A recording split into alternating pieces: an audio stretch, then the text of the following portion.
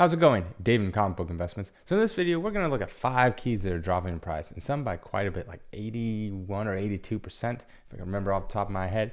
And a lot of these books you guys requested. So if you just comment below, I'll get around to it, pick the ones that I feel like fit within the video. Sometimes people say, hey, this one's going down. I'm like, it's actually going up or something like that. So, or if it's one I've done recently, I tend not to do those. Or if it's not really going up or going really down, I can't do that. So I have to have some kind of data to go off. I get all this data from the GPA that it's catalogs real sales. So these are actual sales, not what people are asking for. These are actually cataloged real sales data that I go off of. All right, let's get in the video. First up is we got Sergeant Fury and his Howling Commandos #1. A 3.5 is down 51% from a little over 2,000 back in January, now selling for $990. A 5.5 is down 52% from 4,100, now selling for $1,950. And a 6.5 is down 34% from about almost 3,500 back in 2022, towards the tail end of 2022. Now one recently sold for $2,280. So this was surprisingly actually kind of going up. Mostly, like, its peak seemed to be around the end of 2022, the beginning of 2021. I think that had to do with, even though there's a comic boom and that happened back in 2021, you think that would be the peak.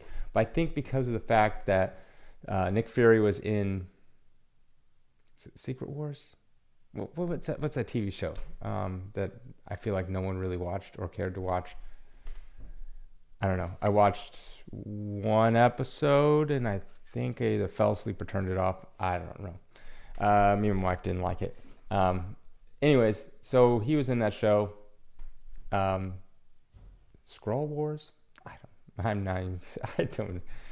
That's how bad it is. But anyways, he was in that show, so I think that went up. But then people realized it's not that good. Like, I honestly haven't heard one person say anything like positive, as in like, oh, this is a great show. This is how Disney's MCU shows are. Basically, they exist, but they will never be on anyone's list of top whatever shows. Like, oh, this is the best show I've ever seen in the last 10 years. Something like if you had Game of Thrones, right? I never watched it, but I know a lot of people are like, oh, it's the best show it's ever. Like, no one is going to have that opinion about a Marvel show. No one's going to say this is the best show ever. This doesn't happen. There's not that good. At best, they're middle of the road. And yeah, there's going to be some people that like it and some people that hate it. But overall, there's kind of like, they exist and they'll be forgotten and no one will really remember them or go back to them. Next, we got ManThing #1. An 8.5 is down 47% from 375 to 199. A 9.0 down 50% from 550 to 275. And a 9.4 down 38% from 650 to 400. I would like to go higher grades, but there hasn't been any recent sales in a 9.8 or a 9.6. But overall, I think this is kind of like trending up overall. It's down from its highs, yes, but I still think over a long-term time, this will, if you bought it for 650 and a 9.4 back in 2022, I think you'll be fine. I would say in the next 5 years, it's going to pass that. I love this cover, by the way. Great cover. XMen 14, first appearance of the Sentinels. A 5.0 is down 58% from 1,000 to 425. An 8.0 down 60% from 2,400 to 960. And a 9.0 down 68% from 5,040 to 1,620.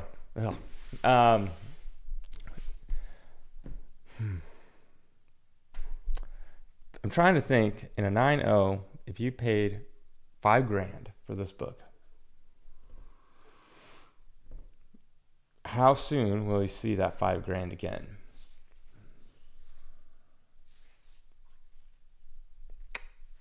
It's hard to say. I mean, that $5,000 is quite a bit. First Sentinels is great, but they're not like a massive character. It's not like, okay, so it's down 68%. It's not like if X-Men 1 was down 68%, I'm like, don't worry about it. You'll get that money back sooner than you think. But first Sentinels, $5,000 is quite a bit for a 9.0. And that's the thing, is a lot of these books are always just like one sale that was, skewed everything. It wasn't like, oh, there's a bunch of sales like 4,500 to $5,000. It's like one sale. Like the other sales are like 3,500 and then all of a sudden one maybe 4,000, and then one shoe's up $5,000. I mean, it's 25% over the previous high. So, yeah, it's gonna, in my opinion, it's gonna be a while. I don't see in any scenario where this will have like a massive spike again. Even if like the Sentinels are in a movie, personally, I thought Days of Future Past, those Sentinels and that whole scene, fantastic, great. But I don't know. I don't really see this as something getting like a massive bump anywhere. And honestly, in my opinion, and I know some people have commented on this before, I think the day and age of they announce something and it gets a massive bump, I think those are gone. I think a lot of people have like gotten wise that they're like, oh my gosh, something's coming out, I'm gonna buy it, and then all of a sudden it shoots to the moon, and then because they're not all collectors, a lot of times they're like dealers or resellers or people trying to make money off of it, and then it's like it drops, and then they're like, oh. So I think the day and age, I mean, you'll still see some of it a bump if it's like a no-name character, and then all of a sudden people buy it still. But I think the day of that is mostly gone. You're not going to see such wild swings anymore of like they announced some random character and now that book is up 500%. I think that's pretty much, it's done. Like you'll still see a boost, but I think that whole thing is done. I think a lot of people realized, oh, it doesn't pan out how I hoped. But yeah, $5,000 to see that again. It's going to be a long time. At least 10 years.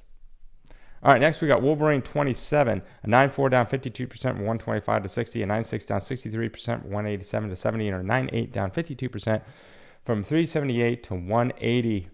This is a fantastic cover. I believe it is Jim Lee. Great cover. This is actually the cover of the Nintendo game, and also I've seen this on shirts, cups, posters, all sorts of stuff. There's no like true key as in first appearance. It's just the cover is so iconic. Great cover. I mean, if you had the original art to this, minimum $100,000 minimum, I would imagine. Yeah, it's older than Lee. It's, it's Wolverine. It's what I'd consider like an iconic cover, similar to that of some like Neil Adams Batman's, like Batman 251, things like that, where it's just the cover is so iconic. That's what this is.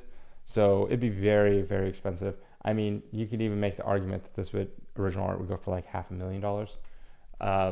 Because I think, didn't XMen 1, the 1990s version, go for like $2 or $3 million? I know that's like 4 covers technically. It's hard to price art. It's really hard because it was the panel by Mike Zeck of Spider-Man. It was a splash page. It was like half splash, little couple panels down below of Spider-Man donning the black suit for the first time. Not even the cover, just a splash page. And it went for like $3 million or something ridiculous. So you never really know, but minimum $100,000 for sure. You get 2 people going against it, it could be $1 million. I don't know, for the original art. As far as the comics is concerned, I think it's going to float around here, this price. A 9.8 is probably going to be at minimum like 150. Obviously there'll be sales that was like, oh, it's much as 125. But I think it'll like steady around 150. But I don't see it really going back up to like 3 something for a very, very long time. I think it'll probably hold strong for 150 for a while, and then maybe slightly go up, to like 200 or something like that. But it's never going to be a super expensive book because there's just too many of them. I mean, look at Spawn 306, that variant. Look what happens when all of a sudden there's a lot more of something that you think is rare. All right, last on the list is Savage She-Hulk #1. A 9.4 is down 76% from 613 to 148. A 9.6 is down 79% from 840 to 173. And a 9.8 is down 81% from almost 2,100, now selling for $389. So they announced that they're doing a She-Hulk season 2. It's in the works. Everything's in the works. I have movies in the works. They're in the works. I've maybe written one word down I have a couple more words than that. I think I was like, oh, I'm gonna write a movie script one time, and I wrote like a title or something about it. But it's in the works. That's in the works, technically. It's not done. It's not shelved. So who cares? Of course it's in the works. They're just like, someone's like, hey, why don't just for fun we see what a season 2 of She-Hulk would look like? Because they have to make a treatment, make some kind of story arc and all that kind of stuff. Then they have to bring that to the people that are going to fund it. And then they have to go like, well, how much is this going to cost? What's our return on investment? Yada, yada, yada. Is this a good move? And seeing that She-Hulk season 1 was terrible and people didn't really care for it, they're not going to justify paying a bunch of money. I think, wasn't it like $100 million or something like that? Because most of it is CGI. They got to justify another $100 million for something that didn't work the first time. So, no, it's not making a season 2. You heard it here first. Just because it's in the works, there's so many things in the works. It means nothing. It literally means nothing. Everything. I guarantee you probably every single comic book character is somewhat in the works for some kind of treatment or something to make a movie script. Who knows what's going on. But yeah, they're not making a season 2. That would just be a stupid move.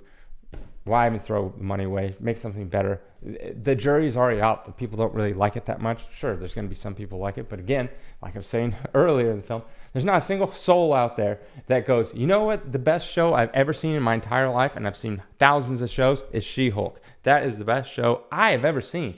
Right? If you ask me what's the best show I have ever seen, what's a show that I really like watching? Seinfeld probably is the best show that I've ever seen.